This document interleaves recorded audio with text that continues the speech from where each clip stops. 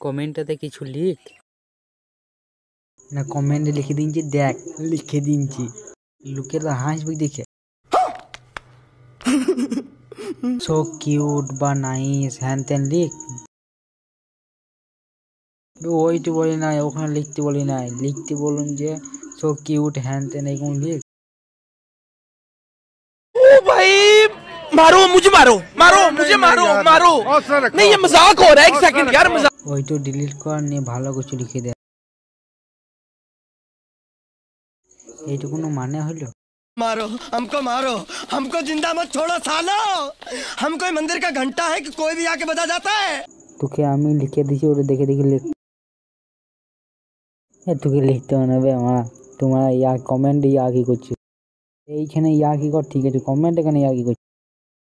এডিটের কোনো দাম নাই, মানে এতক্ষণ থেকে খাটলাম, এডিট করলাম, কিছু একটু ভালো কিছু লিখ তা না।